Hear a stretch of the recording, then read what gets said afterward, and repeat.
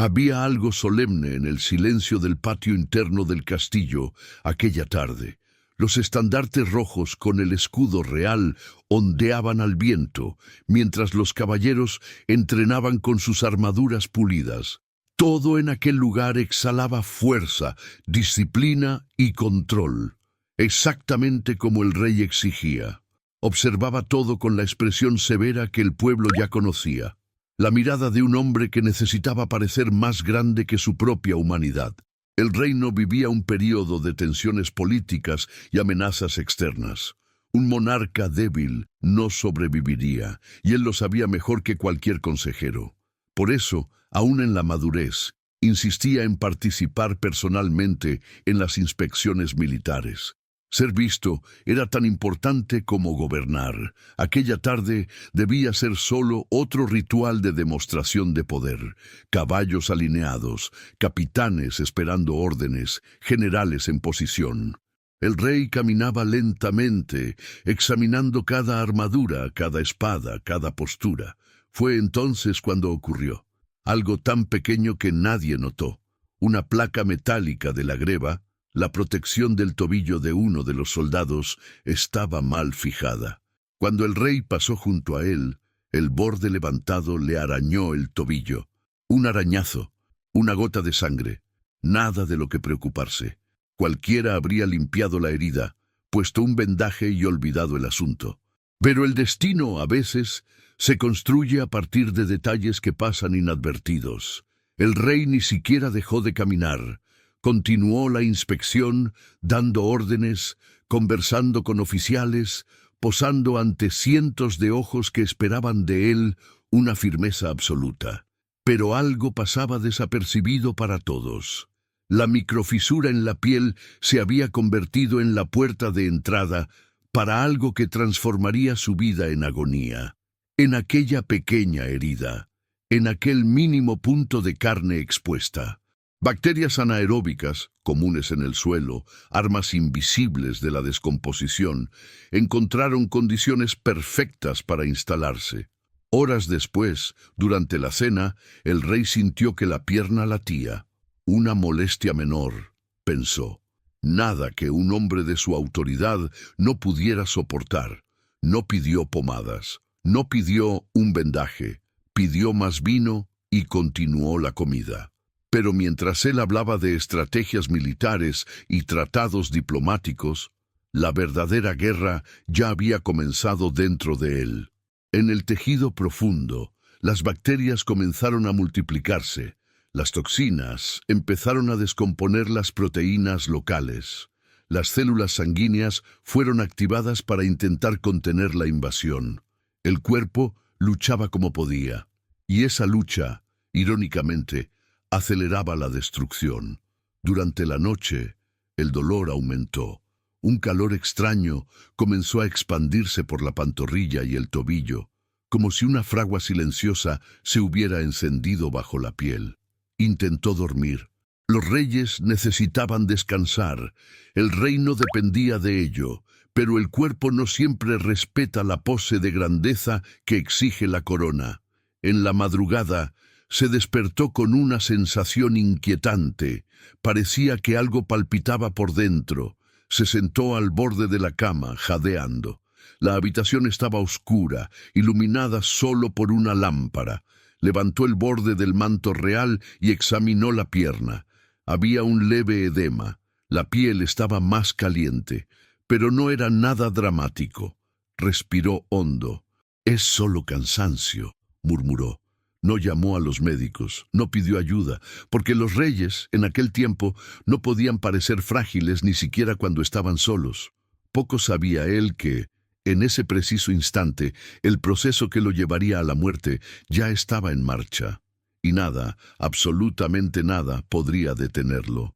La herida, demasiado pequeña para preocupar a un monarca, ya contenía en sí el inicio de una muerte que ocurriría mientras él aún estuviera consciente y siendo devorado vivo. A la mañana siguiente, antes de que el sol tocara los vitrales del palacio, el rey ya estaba de pie. Había dormido mal, con dolores que iban y venían como olas, Pero ningún sirviente sabría de ello. Los reyes no tenían derecho a quejarse. Los reyes no sentían dolor. Los reyes gobernaban incluso cuando el cuerpo quería derrumbarse. Al vestirse, sintió nuevamente aquella sensación caliente subiendo por la pantorrilla. La tela rozaba la piel sensible y él contuvo una expresión de molestia. El criado que lo asistía percibió la ligera tensión en la mandíbula, pero no dijo nada. Los sirvientes entrenados no hacían preguntas.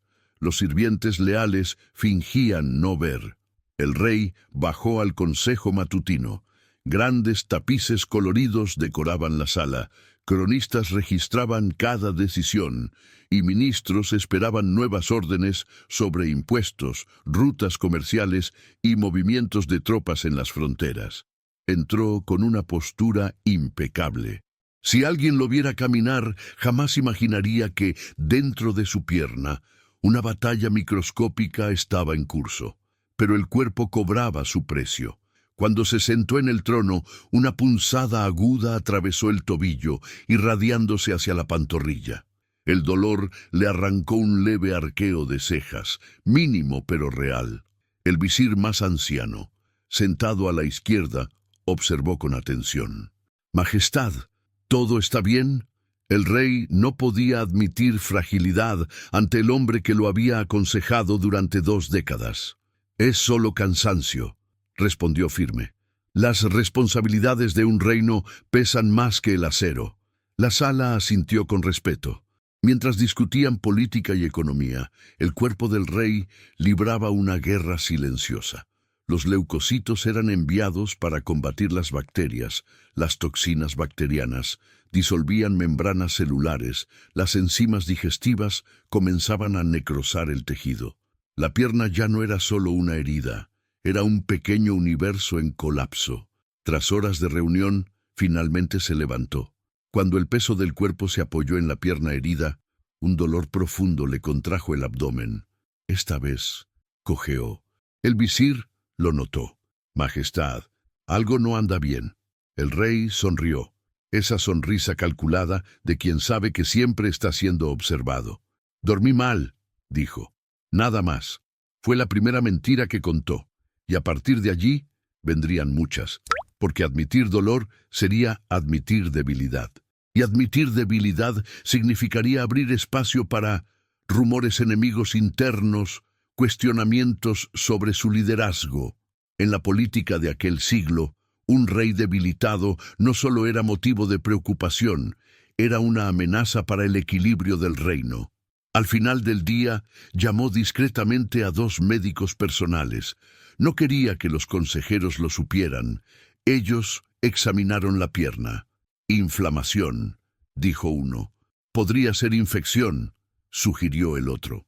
Aplicaron emplastos con hierbas, compresas tibias y recomendaron descanso. Nadie allí sabía que el problema era mayor, porque, bajo la piel, las bacterias anaeróbicas proliferaban, el gas comenzaba a formarse en los tejidos, el pH local descendía, la circulación colapsaba. El rey pasaría toda la noche intentando dormir, pero aquella madrugada algo cambió. Se despertó con la sensación de que la pierna pesaba. No era solo dolor, era presencia. Como si algo estuviera creciendo dentro, ocupando un espacio que no debería ocupar. Tocó el lugar con la punta de los dedos. La piel estaba más dura, tensa, demasiado caliente. Respiró hondo. «Soy más fuerte que esto». El cuerpo discrepaba, y la infección había comenzado a escalar. En el espejo de la habitación real, a la luz de una lámpara, vio algo que ningún súbdito debía ver jamás. Un hombre cansado, pálido, sudoroso, con los ojos apretados por el dolor. Pero al enderezar los hombros, vio al rey de nuevo, y el rey jamás retrocedía, ni siquiera cuando el enemigo era invisible. La noche cayó sobre el palacio como un velo de plomo. Los pasillos silenciosos, iluminados solo por antorchas parpadeantes, guardaban secretos que jamás llegarían a los libros oficiales.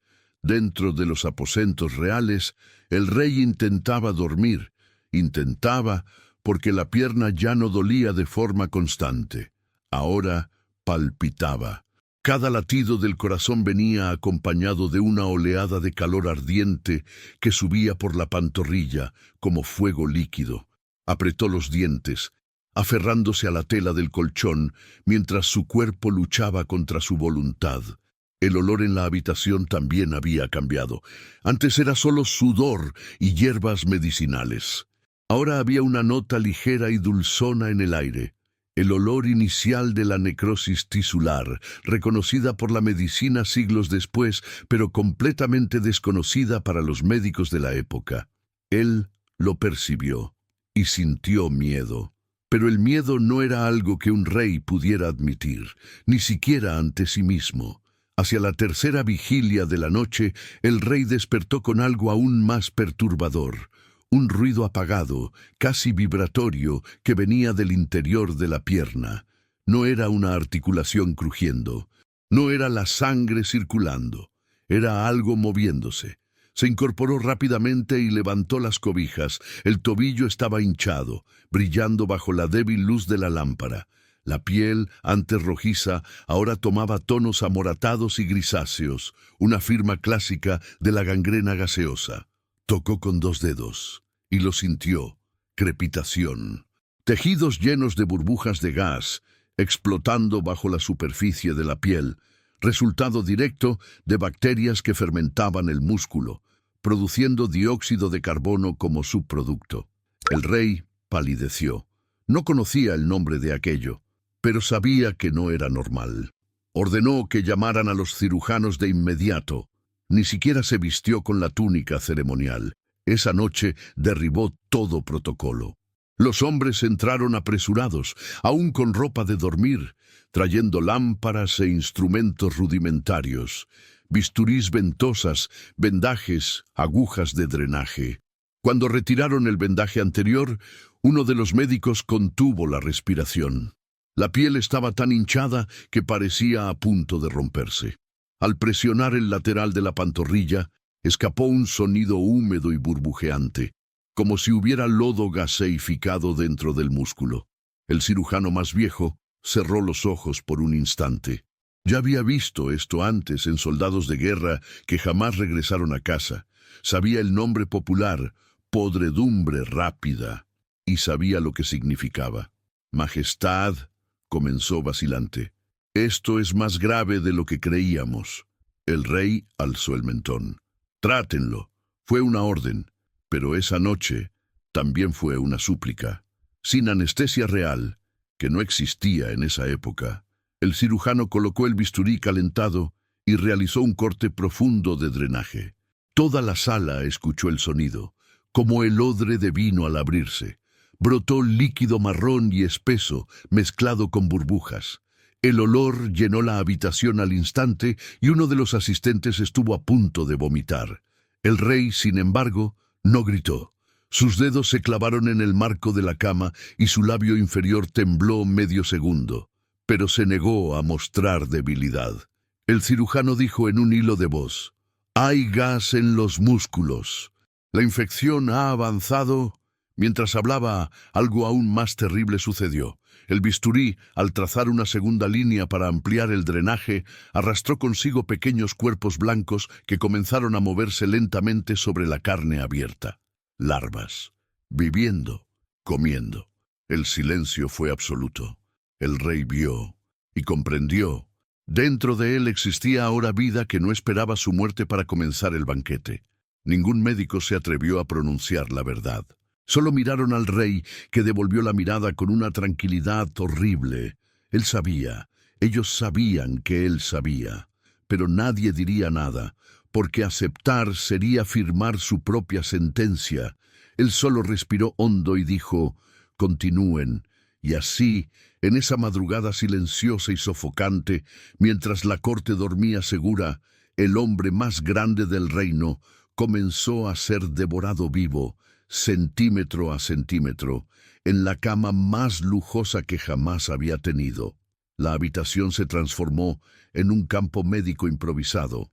Las cortinas se cerraron, no para proteger al rey de la luz, sino para evitar que los cortesanos vieran lo que sucedía allí dentro. La verdad era simple y brutal. El hombre más grande del reino estaba siendo consumido desde dentro, y nadie fuera de esa sala podría jamás saberlo. No todavía. Al amanecer, los cirujanos regresaron con más instrumentos, paños hervidos en agua y una palangana de plata para recoger secreciones. El rey, profundamente exhausto, apenas había cerrado los ojos. La fiebre subía como llama lenta, quemando por dentro. Volvieron a retirar el vendaje grueso de la pierna. La situación había empeorado. La piel, ahora violácea, brillaba como si estuviera demasiado estirada. Al tacto, producía el mismo estallido gaseoso, resultado de la fermentación bacteriana anaeróbica que explotaba microburbujas de gas en los tejidos. Bajo la luz de las lámparas se pudo notar algo aún más perturbador. La incisión del día anterior no había cicatrizado. Al contrario, había más líquido necrótico. Las larvas habían proliferado y el área oscura se expandía como un mapa de territorio capturado. Si fueran cartógrafos, los médicos podrían dibujar la progresión exacta de la infección. Cada centímetro de piel tomado representaba un puesto de defensa biológico derrotado. En el interior de las fibras musculares, lo que se veía, si alguien pudiera observar con un microscopio del siglo XXI, era un colapso organizado. Cada célula muscular intentaba contener el ataque, enviando señales de inflamación, reclutando glóbulos blancos, liberando sustancias antibacterianas naturales. Pero en ese esfuerzo desesperado, se destruían aún más rápido. Las bacterias del género Clostridium prosperaban exactamente en aquello que mataban. Baja oxigenación, acumulación de tejido muerto, calor constante, fallo en la renovación sanguínea. Era un campo de batalla perfecto. Y el rey era el territorio siendo conquistado. El rey intentaba mantener la postura. Era un hombre entrenado para guerras, azotado por el frío y curtido por la vida militar. Había visto caer soldados con flechas en el pecho, había aplastado rebeliones, había escuchado gritos de hombres muriendo en la nieve, pero nada se comparaba con esto. El dolor no era solo físico, era interno, molecular, como si las paredes de las células fueran arrancadas a uñas. Cada estímulo nervioso disparaba al cerebro como corriente eléctrica descontrolada. Los neuronas del dolor se iluminaban en secuencias caóticas, transmitiendo una información muy simple: todo está siendo destruido. Mientras tanto, los médicos aplicaban emplastos de hierbas que, aunque perfumadas, eran inútiles frente a una infección anaeróbica que consumía carne humana con la velocidad de un incendio en paja seca. El rey respiraba rápido, la frente sudada, la mandíbula tensa, pero aún no gritaba. Esa era su última armadura, el silencio. Fue entonces cuando uno de los cirujanos, demasiado joven para haber visto este tipo de enfermedad antes, retrocedió instintivamente. Murmuró: «Majestad, no sé si podemos salvar». La mirada del rey lo cortó como cuchilla. No de ira, de lucidez. Sabía que su supervivencia ya había dejado de ser una cuestión médica. Era política. Un rey no podía morir de algo que comenzó como un rasguño. Sería visto como señal de los cielos, un castigo divino, un presagio para el reino. Y peor, la corte jamás aceptaría que el hombre elegido para gobernar estuviera siendo comido por gusanos mientras aún respiraba. El silencio en la habitación se volvió pesado. Fue el cirujano más viejo quien habló, lentamente. «Necesitamos abrir más». No era una recomendación, era una sentencia. El bisturí se calentó en el fuego. Los instrumentos fueron colocados sobre toallas dobladas. Y entonces el rey vio la preparación. Entendió, antes incluso de ser tocado, que aquella mañana marcaría la línea final entre hombre y carne. La hoja afilada volvió a la pierna. El rey se aferró con fuerza a los apoyos de la cama. La incisión fue larga, profunda y decisiva. El sonido otra vez. Sí. Y entonces algo peor que sangre o pus salió. Fragmentos de músculo, ya necrosados, desprendiéndose como fibra cocida. Aquello ya no era una herida. Era la desintegración progresiva de un cuerpo aún vivo. El joven cirujano tragó saliva. El más viejo solo suspiró. Ellos sabían lo que vendría, y el rey también lo sabía, pero no dijo una palabra. El rey ya no sabía cuánto tiempo había pasado desde que el ataúd había sido cerrado. ¿Minutos? ¿Horas? Para él, la percepción del tiempo se había desintegrado como hielo derritiéndose en agua caliente. Dentro de aquella caja oscura, el tiempo dejaba de ser una línea y se convertía en un círculo, una pesadilla repetida de dolor, ahogo y pensamiento fragmentado. El dolor en el pecho era constante ahora. Antes venía en oleadas, ahora era un bloque compacto de piedra, empujando hacia abajo con todo el peso del mundo. Su corazón latía demasiado rápido, como un caballo asustado intentando huir. Sabía lo que eso significaba: taquicardia terminal. El cuerpo luchaba por bombear oxígeno que ya no existía, y fue en ese momento cuando la mente hizo lo que la mente humana hace cuando percibe que está perdiendo la batalla. Comenzó a mentirle. Por un instante breve, creyó que podía respirar de nuevo.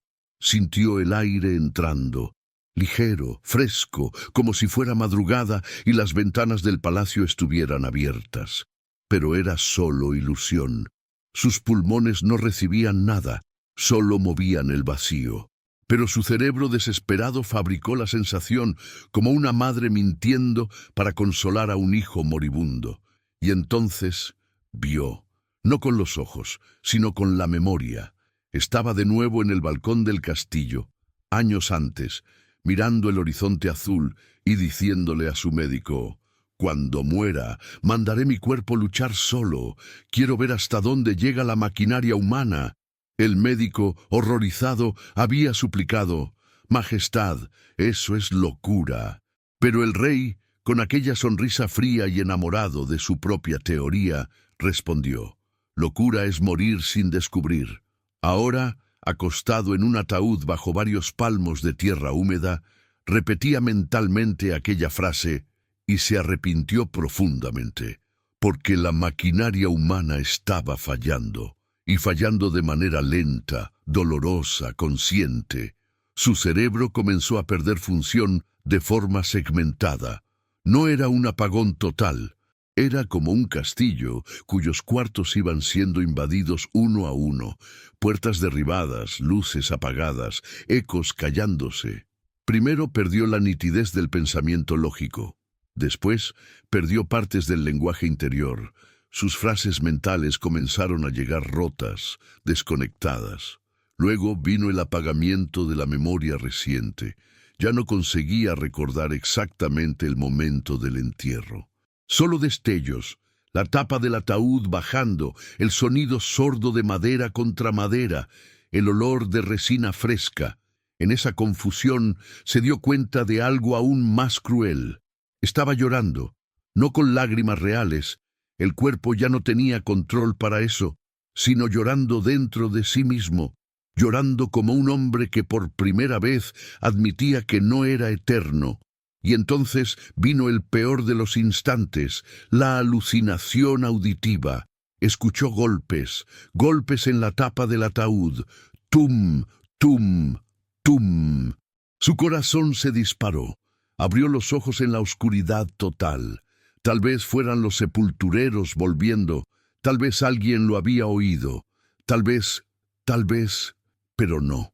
Los golpes eran internos. El sonido era solo la reverberación de su propia sangre presionando el interior del cráneo, martillando las arterias endurecidas. Su cuerpo estaba gritando físicamente dentro de él.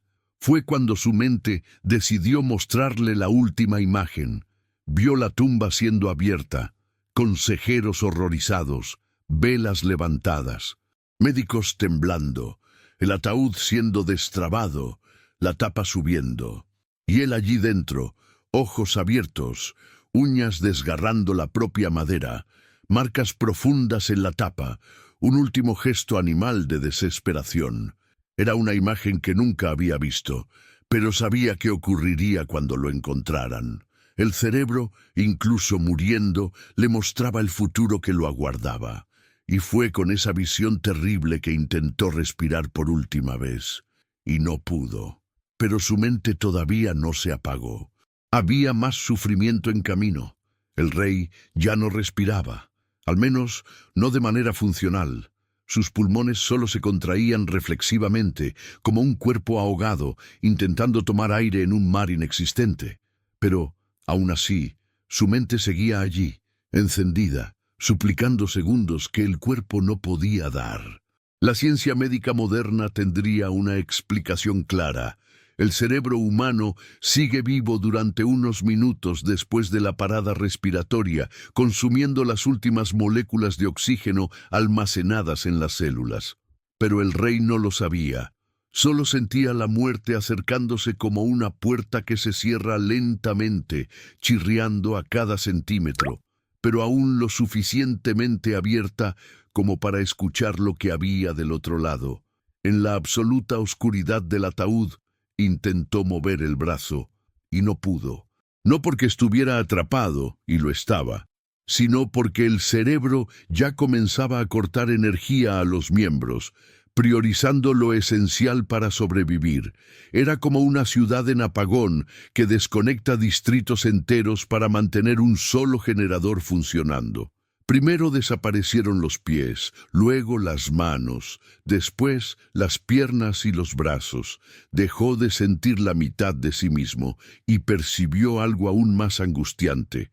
Era consciente de su propia parálisis. Ese era el peor tipo de terror humano.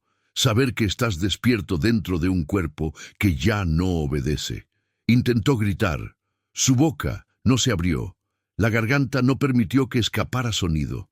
Ni un gemido, ni un ruido, ni una última súplica de ayuda. El rey ahora estaba atrapado no solo en el ataúd, sino dentro de su propia mente. Y entonces el dolor cambió. Ya no era dolor físico, sino dolor neurológico. El cerebro desesperado, intentando funcionar sin combustible, enviando señales eléctricas erráticas como lámparas parpadeando antes de fundirse. Fue en ese instante cuando llegaron los destellos. No recuerdos simples, sino memorias mezcladas con delirio. Vio a su padre, vio el trono, vio la corona de oro que tanto simbolizaba poder, ahora derritiéndose ante su vista, escurriendo como cera caliente. Vio a los soldados formados, pero las lanzas se doblaban como si fueran de carne. Vio el castillo consumido por llamas que no quemaban. Eran como fuego de papel, sin calor, sin sonido. Era el cerebro intentando interpretar la muerte como un sueño, porque no podía aceptar la realidad. Y entonces escuchó otra cosa, una voz. No era mística ni divina. Era la propia mente repitiendo lo que él había dicho años antes. La muerte es solo un mecanismo. Es posible reiniciarlo. La mente repetía la frase como burlándose de él, porque ahora él sabía, la teoría era fallida, la creencia era arrogancia, el experimento era suicidio, pero aún así luchó. Intentó forzar al cerebro a mantenerse despierto, intentó recordar cada detalle del plan, cada cálculo, cada justificación científica. Mientras tanto, el cuerpo entraba en la etapa terminal de la hipoxia. El pH de la sangre caía en picada. El ácido láctico inundaba los tejidos. Las sinapsis disparaban sin coordinación. Miles de neuronas morían por segundo. Era el colapso final, y él era plenamente consciente de ello. Surgió una última sensación, un zumbido agudo, metálico, llenando los oídos, como si 1000 insectos vibraran dentro del cráneo. Y entonces llegó el proceso más cruel del organismo humano, la sensación de paz. El cerebro, viendo que no había salida, liberó sustancias anestésicas naturales, un intento primitivo de dar al cuerpo una muerte menos dolorosa. Pero para el rey aquello no fue alivio, fue humillación. Comprendió en ese instante, el cuerpo ya no obedecería a su voluntad. No importaba su fe en la ciencia, en la disciplina, en el poder de la mente. La vida no era una máquina que pudiera reiniciar, y fue en ese preciso instante que percibió algo aún más terrible. No moriría rápido. Aún le quedaban algunos minutos de conciencia, minutos que parecerían horas, minutos en los que vería, sintiendo, sabiendo, cayendo, sin poder escapar. El rey estaba entrando en el momento más cruel de la muerte humana, la fase en que la mente quiere apagarse, pero el cerebro aún no lo permite. A partir del 6º minuto de hipoxia, el cerebro del rey ya operaba en modo de emergencia, pero el resto del cuerpo entraba en un proceso aún más humillante: autocanibalismo biológico. La ciencia moderna da un nombre a esto: autofagia. Cuando el cuerpo percibe que está muriendo por falta de oxígeno y energía, activa una última estrategia primitiva. Comienza a consumir sus propias células para intentar prolongar la vida unos instantes más. En el caso del rey, eso significaba algo casi poético y terrible. Estaba siendo devorado desde dentro mientras aún era consciente de ello. Las células comenzaban a degradarse, liberando enzimas digestivas internas. La sangre, cada vez más ácida, corroía membranas celulares como óxido disolviendo metal. Los músculos liberaban residuos tóxicos en el torrente sanguíneo, y el cerebro sentía todo, no como dolor localizada, sino como un dolor difuso, extendido, imposible de discriminar, como si todo el cuerpo fuera una herida abierta. En el ataúd, el rey sintió que la piel se calentaba cada vez más.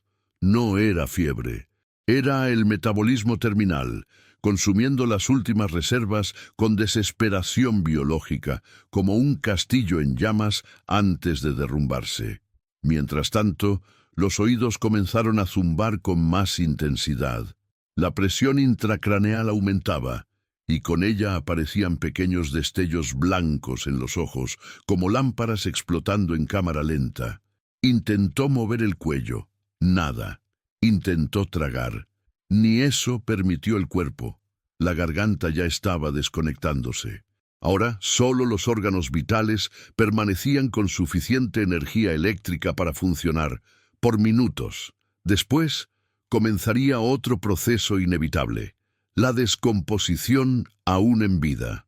La mayoría de la gente imagina que la descomposición comienza horas después de la muerte, pero no es del todo cierto. El cuerpo humano ya alberga millones de bacterias vivas dentro del intestino. Cuando el sistema inmunológico se apaga, dejan de ser controladas, y eso fue exactamente lo que sucedió con el rey. Allí, dentro del ataúd, sin aire, sin movimiento, sin auxilio, su intestino comenzó a romper sus barreras, permitiendo que colonias enteras de bacterias invadieran la sangre. Para la medicina, este fenómeno tiene nombre: translocación bacteriana. Para el rey tenía otro: tortura silenciosa. Las bacterias comenzaron a replicarse a velocidad epidémica. Después de todo, nada más las combatía. Cada nueva bacteria liberaba toxinas llamadas endotoxinas, que recorrían el cuerpo causando inflamación generalizada, caída de la presión, fiebre terminal, confusión mental. Con el cerebro aún funcionando, percibió algo terrible. El cuerpo estaba luchando, pero luchando contra sí mismo. El corazón se aceleró, intentando mantener la circulación. Los vasos sanguíneos se contraían como túneles, estrechándose al colapsar. Era una guerra biológica interna, sin victoria posible. Y mientras perdía el control de la conciencia, apareció una nueva sensación: picazón. Primero leve, luego intensa, luego insoportable. Pero no era alergia, y no era su cerebro imaginando. Lo que el rey sentía eran los primeros signos de un destino que jamás imaginó vivir consciente. Las primeras larvas, alimentándose de la piel del rostro, depositadas por insectos que habían entrado en el ataúd antes del sellado. Y no podía limpiarse, no podía rascarse, ni siquiera podía llorar. La mente seguía despierta dentro de un cuerpo que ya no reaccionaba. La historia científica se había convertido en una ironía macabra. El rey que quería trascender la muerte estaba viviendo el inicio de la descomposición, aún vivo. Y lo peor aún estaba por venir. Las bacterias y las larvas continuarían, noche adentro, transformando su cuerpo en un terreno fértil para organismos que no reconocían realeza, poder ni ambición. La naturaleza no se somete a títulos. Y allí, atrapado en la oscuridad, estaba a punto de descubrirlo en su forma más brutal. La ciencia rara vez describe la muerte como el rey la vivió, consciente, atrapado y transformado en ecosistema. Dentro del ataúd, donde el aire ya era tóxico, el cuerpo pasaba por un cambio decisivo, de organismo a hábitat. Cuando el rey estaba vivo, su cuerpo estaba altamente regulado. Temperatura constante, pH equilibrado, barreras inmunológicas, sistema circulatorio activo. Pero ahora, todas esas defensas habían caído, y la naturaleza reclamaba lo que siempre fue suyo. Las bacterias toman el mando. En el intestino, trillones de bacterias que antes ayudaban a la digestión, ahora migraban hacia la sangre y los órganos vecinos. La medicina llama a esta fase putrefacción autolítica inicial. Sin sistema inmunológico, crecían sin oposición. Cada una de ellas excretaba enzimas y toxinas que disolvían paredes celulares, rompían proteínas estructurales, espesaban y oscurecían la sangre, liberaban gases mortales. El rey sintió que el abdomen se hinchaba.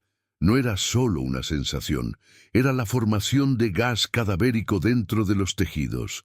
Clostridium, Bacillus, Peptostreptococcus, nombres que jamás escucharía, estaban allí, multiplicándose a ritmo de plaga. Para un observador científico, la explicación es simple. La descomposición no espera a que la muerte termine. La explosión química del silencio. Sin ventilación y con calor acumulado, el ataúd se convirtió en un horno biológico. La temperatura corporal subió de nuevo, pero no por fiebre, sino por reacción bioquímica en masa. Dióxido de carbono, amoníaco, azufre y metano comenzaron a acumularse dentro de los tejidos como pequeñas cavernas internas. Era como si se formaran burbujas de aire dentro de la carne y estallaran al tacto.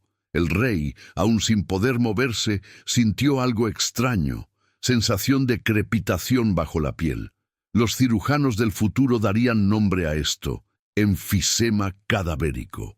Se estaba hinchando y estaba vivo. Su cuerpo comenzaba a crujir por dentro, como madera vieja estallando antes de prenderse fuego. Las larvas comienzan el trabajo. Había en el ataúd dos tipos principales de visitantes naturales: moscas y bacterias. Las moscas, atraídas por el olor inicial de la necrosis y el sudor ácido, habían depositado huevos en microporos de la piel del rey. Con la alta temperatura del ataúd, las larvas eclosionaron en tiempo récord. Hasta hoy, los entomólogos utilizan esa velocidad como herramienta forense. Cuando nacieron, comenzaron inmediatamente a alimentarse, primero de la epidermis, luego de la dermis, después del tejido subcutáneo, todo de manera ordenada, porque incluso en la muerte, la naturaleza sigue reglas. El rey lo sintió primero como picazón, luego como pequeñas punzadas espaciadas, después como si alguien rasgara su piel con hojas microscópicas. La incapacidad de reaccionar era peor que el dolor. No podía moverse, gritar, rascarse, arrancar. Era un experimento macabro del propio destino, estar consciente mientras el cuerpo era transformado en alimento. La caída del último bastión, el cerebro. Mientras el cuerpo era devorado, el cerebro luchaba por mantener el control, liberando descargas eléctricas, intentando reorganizar sinapsis, buscando oxígeno donde no había. Pero ahora estaba en colapso acelerado. La presión intracraneal aumentaba como agua llenando una represa agrietada. El sistema nervioso entró en hiperexcitación terminal. En la práctica, esto significaba convulsiones sutiles, tics oculares, movimientos involuntarios de los dedos, pequeñas contracciones faciales. Si alguien abriera el ataúd en ese momento, vería al rey temblando levemente como si estuviera soñando. Pero era el cerebro muriendo poco a poco. La visión periférica comenzó a desaparecer primero, luego llegaron destellos blancos, después oscuridad parcial. Era como caminar por un corredor donde las lámparas se quemaban una por una. Y entonces llegó algo peor. El olfato seguía funcionando. Sentía el olor, su propio olor. La ciencia describe el olor como ácido, dulce, infeccioso, caliente. Es el olor característico de putrescina y cadaverina, aminas liberadas en la descomposición de proteínas humanas. El rey no conocía los nombres, pero sabía, la muerte ya había comenzado, y él aún estaba vivo para sentirla. La realeza se apaga. Dicen que los reyes mueren con honor. Él estaba muriendo solo, en la oscuridad, devorado por organismos que jamás aprendieron el significado de la palabra reino. La naturaleza no se inclina ante coronas. Y en ese momento, el rey finalmente entendió todas las guerras que ganó, todos los ejércitos que comandó, todos los reyes que derrotó, no valían nada ante una simple bacteria invisible. Y ella estaba ganando. Y ahora el cuerpo entraría en la fase final, colapso en cadena de los órganos vitales. La mayoría de las personas imagina la muerte como un momento simple. El corazón se detiene, los pulmones se detienen, la conciencia se apaga. Pero para el rey, la muerte fue solo una etapa fisiológica de la descomposición, no una interrupción, sino una transición. La primera máquina en fallar, el corazón. Cuando la corriente sanguínea ya era un río tóxico de endotoxinas y bacterias necróticas, el corazón entró en disfunción miocárdica séptica. Las fibras cardíacas quedaron edematosas, inflamadas, metabólicamente exhaustas. Los impulsos eléctricos perdían fuerza. En términos científicos, el nodo sinoauricular intenta comandar, pero los receptores están saturados de ácido láctico.